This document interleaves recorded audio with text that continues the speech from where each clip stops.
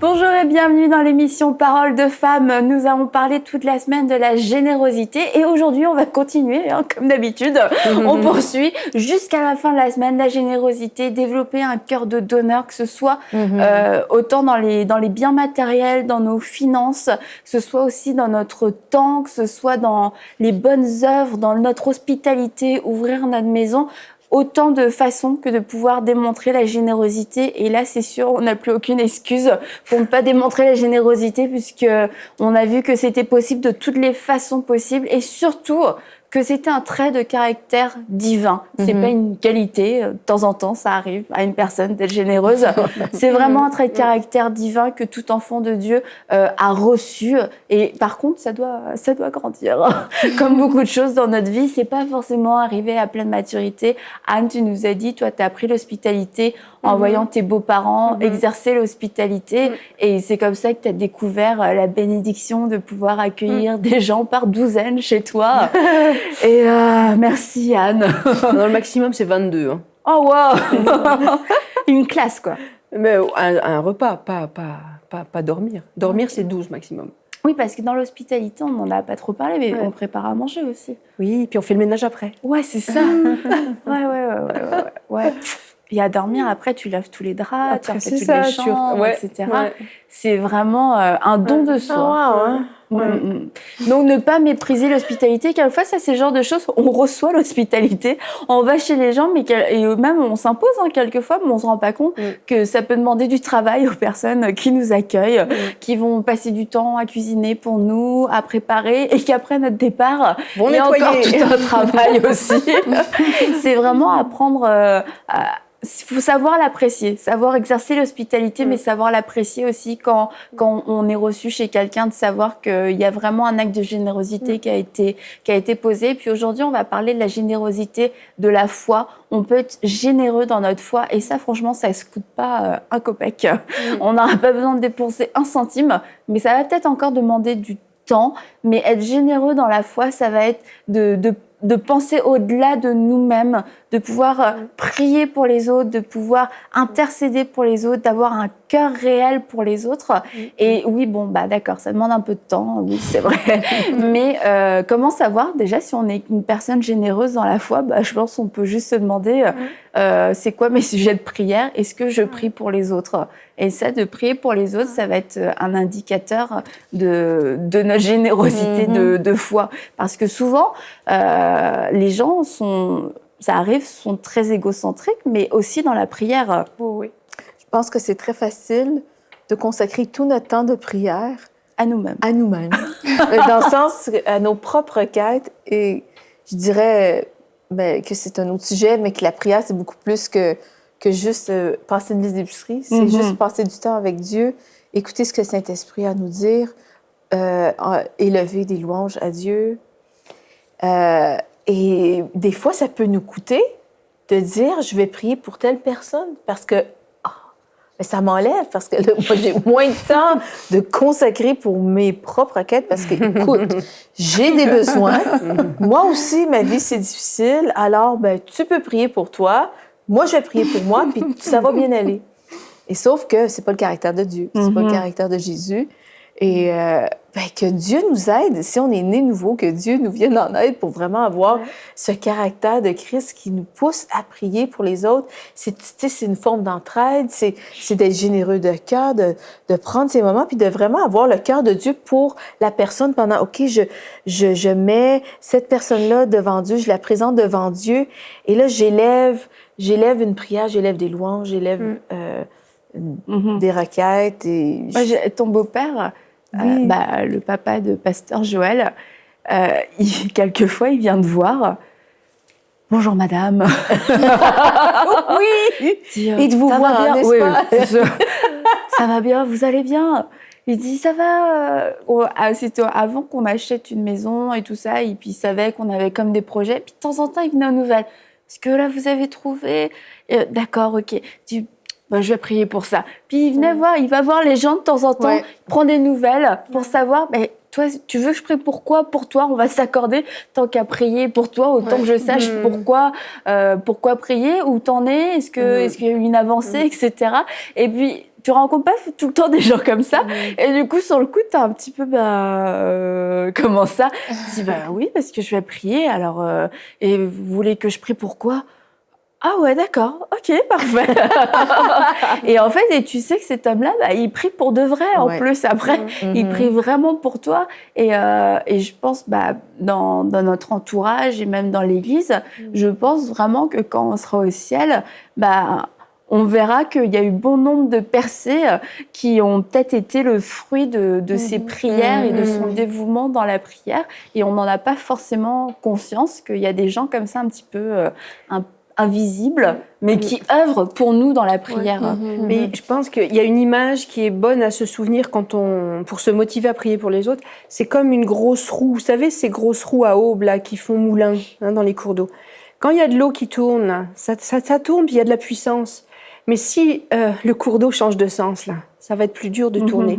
Et dans les situations des gens qui nous entourent, comme dans les nôtres d'ailleurs, c'est comme une roue qui peine à tourner. Quelqu'un qui va prier pour nous, c'est une épaule de plus à la roue. C'est un cran de plus qui va avancer. Et c'est pas... Quand c'est l'apôtre Paul, enfin, en tout cas dans plusieurs endroits dans le Nouveau Testament, on le voit, des encouragements à prier les uns pour les autres. Prier les uns pour les autres, porter les fardeaux les uns des autres. C'est pas juste pour décorer la page, c'est qu'on en a besoin. Et notre roue tourne, puis des fois, il y a beaucoup d'opposition. Et on a besoin que les autres mettent l'épaule à la roue pour nous et avec nous.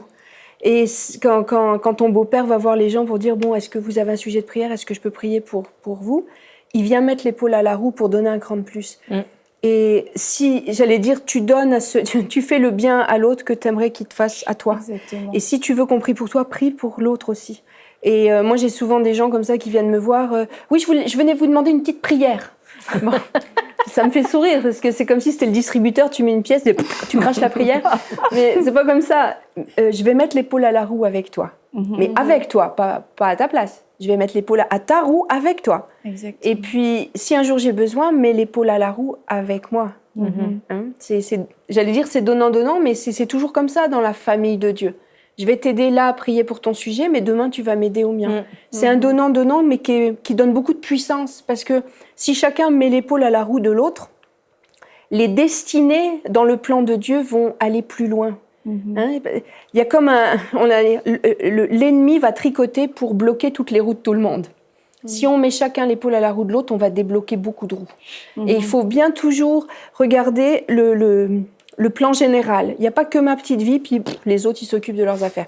C'est ma vie, mais c'est la vie de ma sœur. Et la vie de ma sœur, si sa vie va bien, peut-être que ça va avoir un impact aussi dans la mienne. Parce qu'on est un corps. Parce qu'on est un corps. On fonctionne tous ensemble. On fonctionne tous ensemble. Et si dans l'Église, il y a des choses qui accrochent, c'est tout le monde qui va plus ou moins être impacté. Donc si je t'aide à prier, j'allais dire, je me rends service à moi aussi, parce que tout le corps de Christ va aller mieux. Et puis, on s'évite, je pense, de tomber dans des jugements ou des jugements, parce que quelquefois on regarde la roue, pour reprendre ton exemple, de l'autre qui fonctionne pas ou qui tourne pas à plein régime, et là on étudie pourquoi la roue ne tourne pas. C'est ça. Je pense que c'est pour ça. Je pense que c'est pour ça. Il devrait peut-être faire ci, il devrait peut-être faire ça.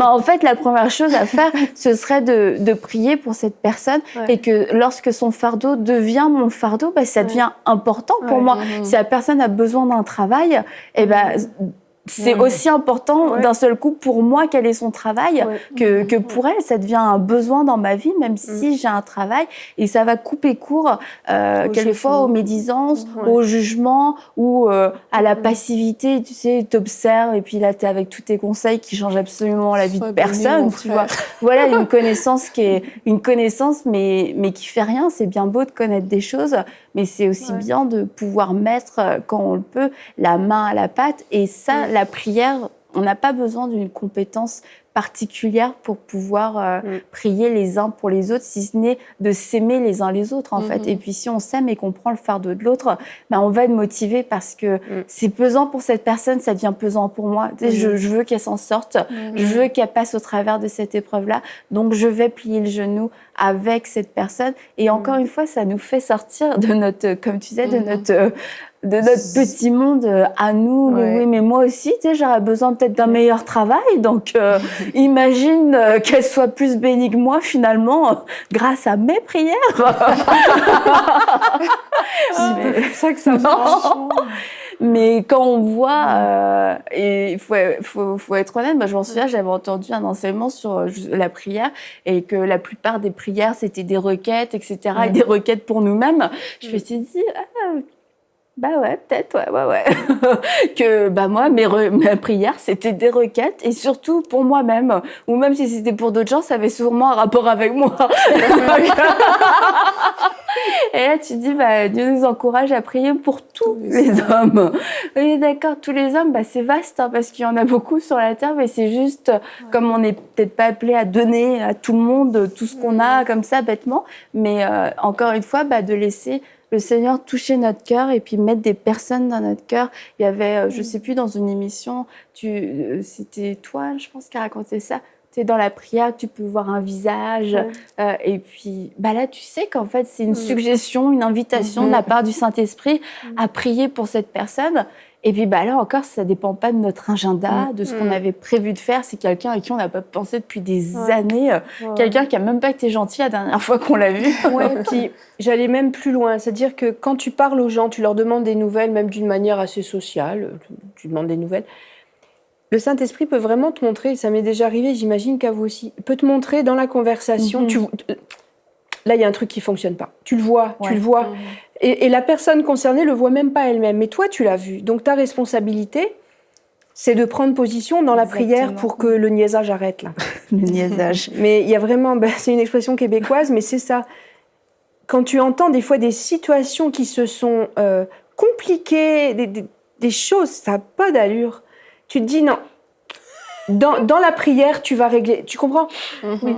J'allais dire, le fait que tu sois extérieur au problème, tu n'as pas les émotions de l'autre. La personne qui est dans ses émotions, dans la colère ou dans la tristesse ou dans la déception, je sais pas, une femme qui a été laissée par son mari, elle est dans l'émotion, elle. Donc, j'allais dire, l'émotion, c'est jamais, en tout cas rarement, bonne conseillère. Les émotions, ça va t'aveugler. Mais l'autre à qui tu parles de ta situation va avoir la tête plus froide pour mieux comprendre ce qui se passe spirituellement. Et quand tu vas prier pour la situation de la personne, tu vas prier en ayant un autre point de vue. Et ta prière, elle va être décisive pour l'issue de la situation de la personne. Et on l'a déjà dit dans des émissions précédentes, il ne faut pas considérer la prière comme juste un petit temps que je passe avec Dieu. La prière est un service. Ça fait partie de ton service pour Dieu, la prière. C'est un service. Et quand tu t'approches dans la prière avec cette mentalité de service, tu n'auras aucune peine à prier pour les autres. Parce que l'autre fait partie de ton service. Mais il faut avoir le désir même là de se lier avec la personne parce que elle te raconte ça et tu te dis ok, là c'est comme tu t'engages de cœur. Et puis quelquefois c'est horrible à dire, mais je pense qu'on ferme nos entrailles de compassion parce qu'on n'a pas envie de porter ce poids-là. On n'a pas envie de s'impliquer dans la vie de cette personne parce qu'on se dit encore ou ça. Et puis pourtant, comme tu dis, tu vois, t'as vu le nœud du problème, t'as vu c'était quoi la chose. Et quelquefois, oui, ça de prier pour que la personne puisse y voir clair ou d'avoir, comme la femme vertueuse, une instruction aimable, un conseil de sagesse, mais de se dire, ok, je vais le faire, mais au moment où on ouvre la bouche, on sait que ça y est, ça nous engage, on s'est lié avec la personne et que si on commence à s'engager, on va faire une partie de la route avec elle. Et puis quelquefois, vraiment, et comme pas le Samaritain, mais les autres, on voit des situations de détresse, on entend, on voit, on sait comment faire. Et puis, le courage nous... On dirait parfois qu'on a perdu justement cette sensibilité-là, à force d'être habitué à... Parfois, avoir des situations à ne plus être touché, c'est devenu normal. Et on a perdu cette sensibilité. Et aussi, je pense qu'il y a un côté où les hommes aiment se faire remarquer, entre guillemets. Il y a des gens qui aiment qu'on sache que, OK, aujourd'hui, j'ai prié pour toi. Mais la prière, c'est pas ça que ça demande, en fait. La prière, ça demande vraiment de... Parfois, la personne n'est même pas au courant que tu pries pour elle. Tu le fais vraiment dans ton lieu secret. Tu sais que telle personne... Voici ce que Dieu m'a montré, voici ce que j'ai vu par rapport à sa vie. Et il faut que j'aille dans ma chambre, je prie pour cette personne, je m'agenouille, je pleure pour cette personne. Mais ça, vu qu'on est souvent, on a perdu ça quelque part, parce qu'on se regarde, nous, parce que c'est toujours nous qui comptons plus que les autres. Mais c'est de réaliser que c'est pas ça, en fait, là où Dieu veut nous amener par rapport à la prière. C'est pas ça. C'est vraiment, la prière est un moyen vraiment que Dieu utilise pour agir dans la vie des gens. C'est de comprendre ça. Si la situation de quelqu'un m'interpelle vraiment, mais c'est facile de recevoir même la puissance de Dieu quand on a ce cœur pour autrui. Si on voit quelqu'un qui est malade depuis des années, qu'on soupire pour cette personne-là, que, mais Seigneur, cette personne est malade, mais il y a de fortes chances que ce soit toi qui lui imposes les mains et que cette personne soit guérie. Il y a de fortes chances que ce soit toi que Dieu utilise pour pallier à cette situation-là. Mais si on ne prend pas ce temps-là et on pense que les choses vont se faire d'elles-mêmes, ben on passe à côté de quelque chose, on passe à côté même des dons que Dieu veut faire dans notre vie. Dieu le fera de toute façon. Mais nous, on s'écarte de ce que Dieu peut nous utiliser pour le faire, justement. Et quelquefois, il va y avoir une conversation entre deux personnes, et la personne qui reçoit le sujet de prière va, entre guillemets, se débarrasser du problème en disant « Oui, je vais prier pour toi ». Mais ce n'est pas le fait de dire « je vais prier pour toi » qui va faire quoi que ce soit. C'est une prise de responsabilité, c'est quasiment signer un contrat. Moi, si je dis à quelqu'un « je vais prier pour toi », je vais le faire.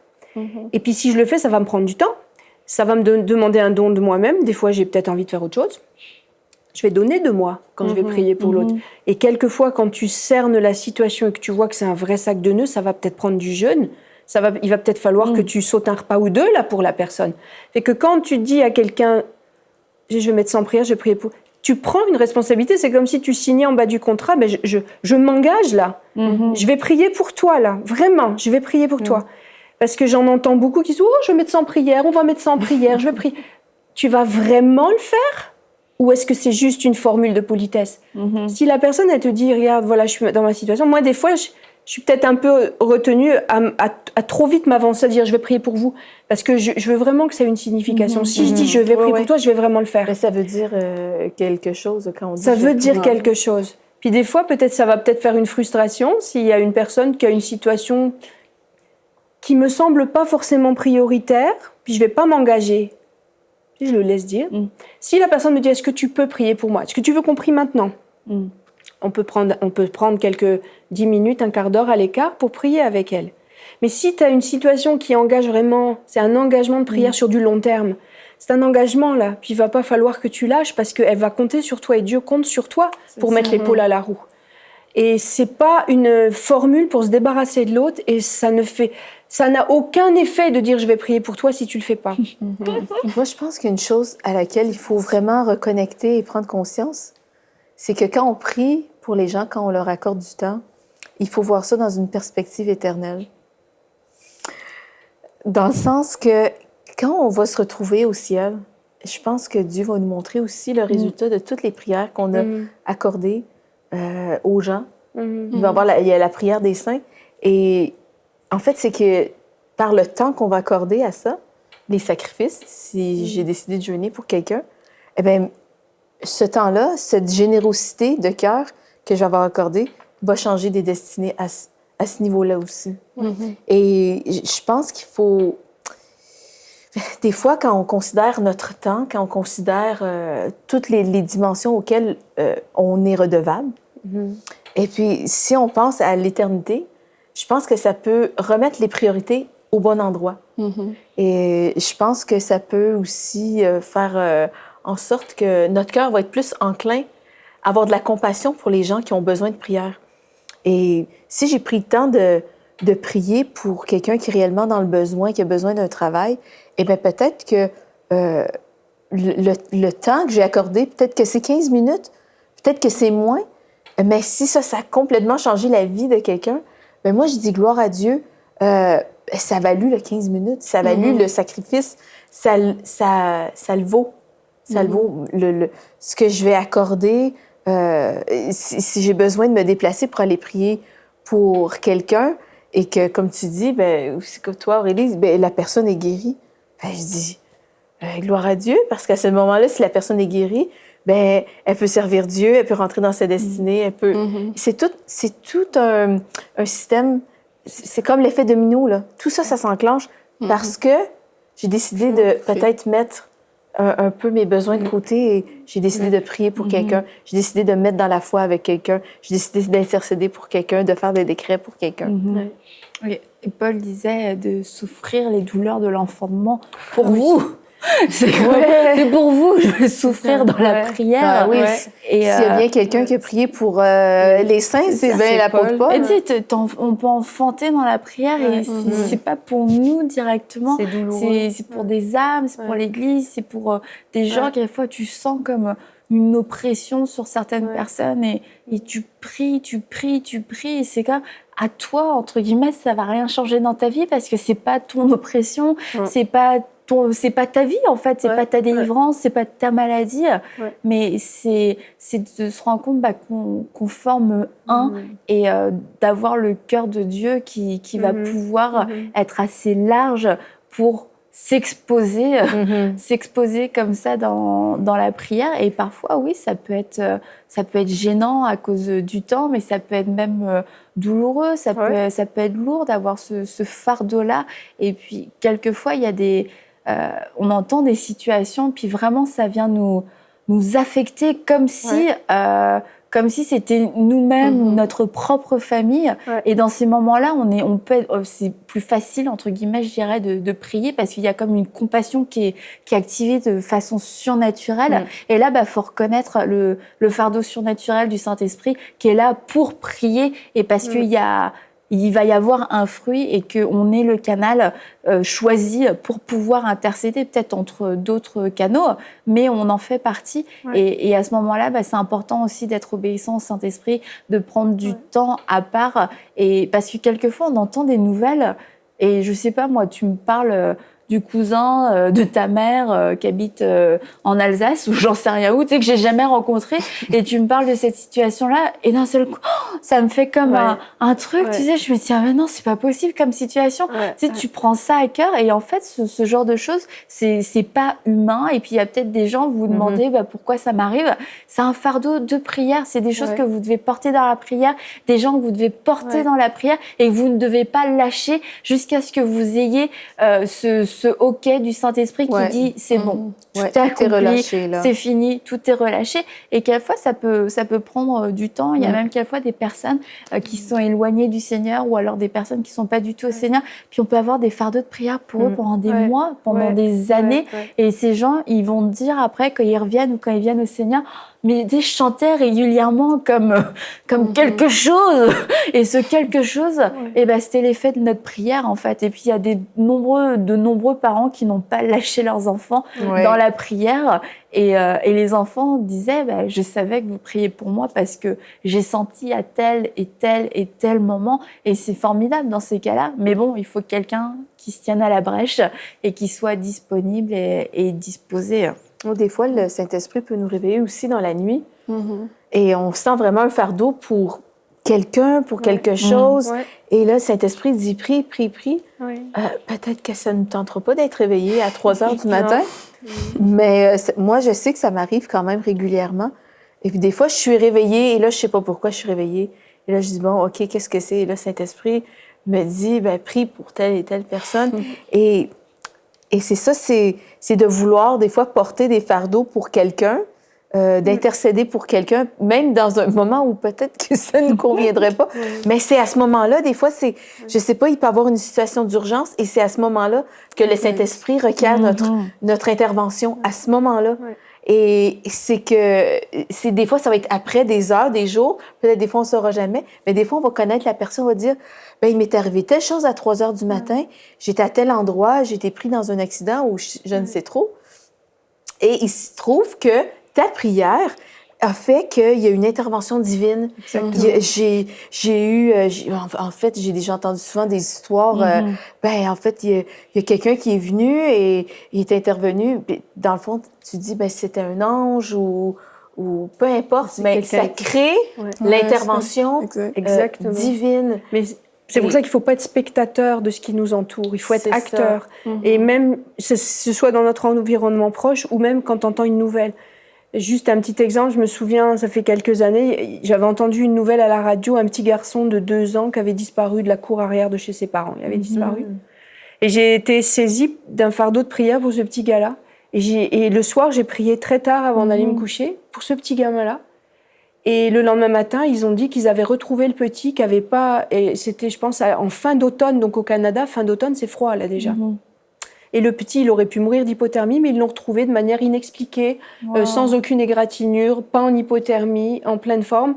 Et j'avais une joie dans mon cœur de me dire, je suis peut-être pas la seule à avoir prié pour ce petit gars, c'est pas ça que je veux dire, mais j'ai participé à ça. Et ça donne une joie profonde de savoir qu'on est acteur et pas spectateur.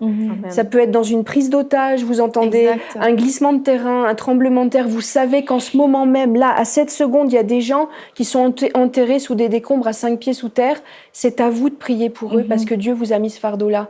Et vous devenez acteur des événements. Et c'est une profonde joie quand Dieu répond à votre prière. Amen. Et je pense que c'est là tout le rôle de l'Église. Finalement, on veut briller. Et ça, c'est une des façons de pouvoir briller, de pouvoir être des ambassadeurs de Christ et avoir le cœur de donneur, ce cœur de générosité. Là, c'est sûr qu'on n'a plus d'excuses pour plus l'avoir, mais on doit y aspirer et à ce que Dieu puisse nous donner de la semence pour semer plus et de nous enrichir à tout niveau, dans tous les aspects de notre vie, que ce soit, en argent, mais que ce soit aussi en temps, que ce soit en foi, en sagesse, de tout recevoir au centuple dans nos vies pour pouvoir le déverser, parce qu'on ne peut pas donner ce qu'on n'a pas reçu, et que notre prière soit « Seigneur, j'en veux plus, mais parce que je veux donner plus, pas pour moi, mais parce que je veux plus de toi, parce qu'ils ont besoin de toi, parce que je veux donner plus de toi ». Et c'est sûr que on est comme... le point de contact entre les deux mondes, je dirais. Et quelquefois, c'est inconfortable parce qu'on va se sentir étiré, mais comme on l'a dit, il y a tellement plus de joie à donner qu'à recevoir. Et comme tu as dit, c'est pas une petite phrase, une belle petite formule ou un proverbe chinois. C'est une réalité. Et puis, si vous n'avez jamais expérimenté la joie de donner, commencez tout simplement à donner et vous allez voir que une fois qu'on a commencé à donner, il y a tellement de joie qu'on a envie de redonner. On prie pour des opportunités de redonner, on prie pour plus.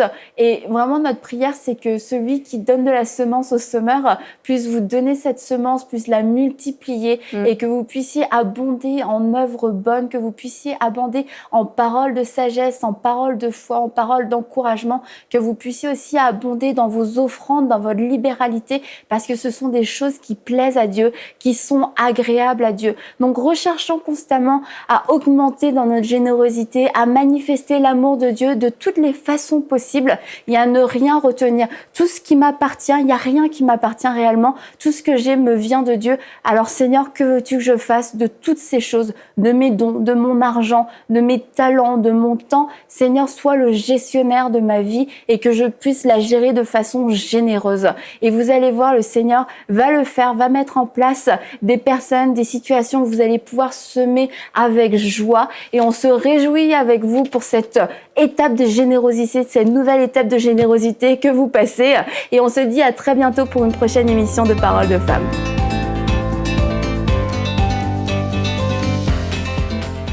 Retrouvez toutes les émissions de Paroles de Femmes en intégralité sur www.emcitv.com. Cette émission est rendue possible grâce au précieux soutien des partenaires d'Enseigne-moi Canal International. Retrouvez tous nos programmes sur emcitv.com.